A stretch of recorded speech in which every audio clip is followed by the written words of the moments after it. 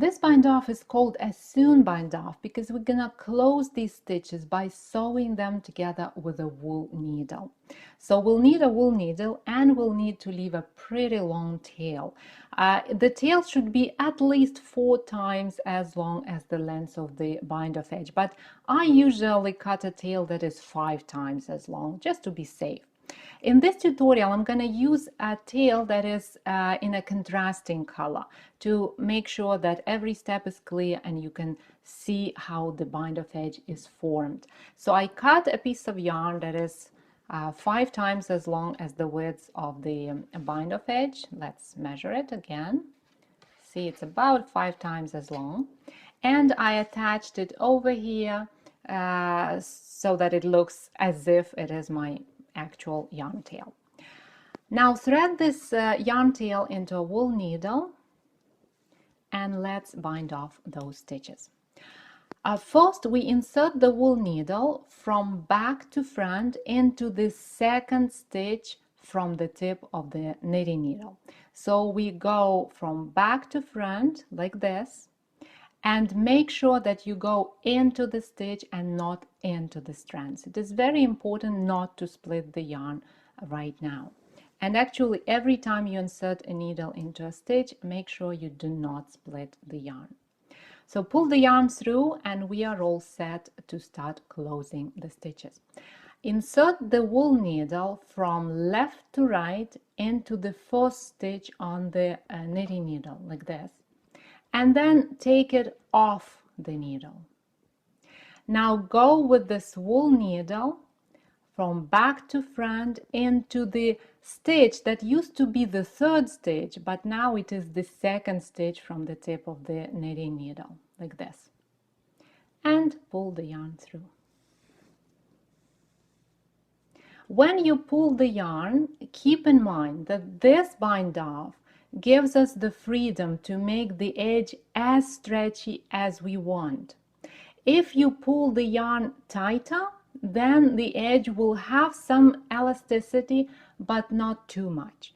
If you want the edge to be really stretchy, like for example the top part of toe-up socks, or anything pretty much, then don't pull the yarn tight, leave it kind of a bit loose.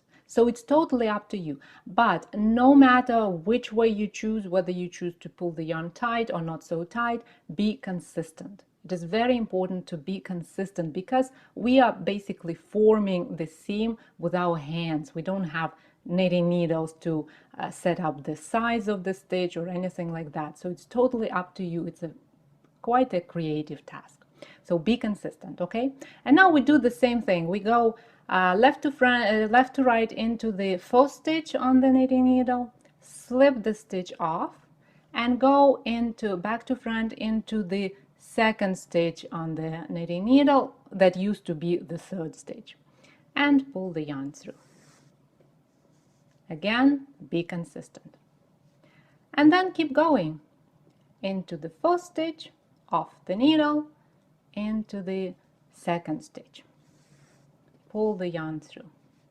And keep doing that until you have just 2 stitches on the knitting needle. And that's going to be in just a few steps. This technique is fast. So you will seam those stitches in no time. Doesn't take a lot of time at all.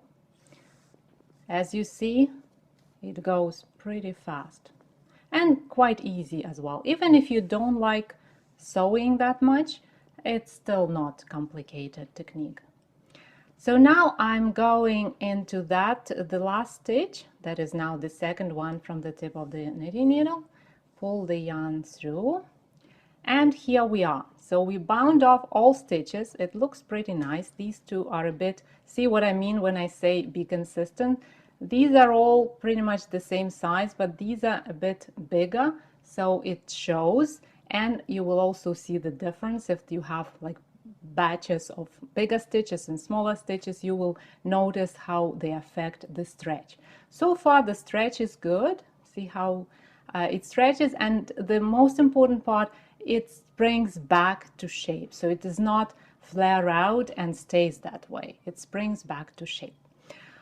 Okay, now let's finish off the seam. So first we insert the tip of the wool needle into the first stitch. Same way, we go left to right, then slip the stitch off the needle, and we slip the next stitch off the needle because it already has the yarn in it, so it's not going anywhere, right?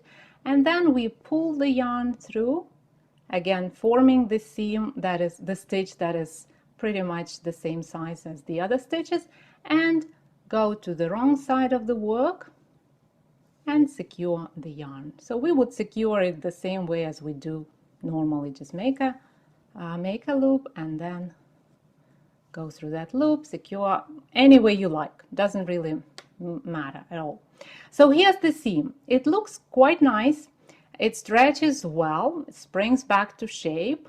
Again, these two loops are not consistent, so don't do that, okay? And that's how it looks on the wrong side of the work. Also quite nice. And because we use the contrasting color yarn, then of course you can see the seam, but that's a good thing because we are learning, so it's good to understand how it's formed. But if you use the regular color, the same color as the project, then you won't see where the seam is, but you will get that stretch and that elasticity.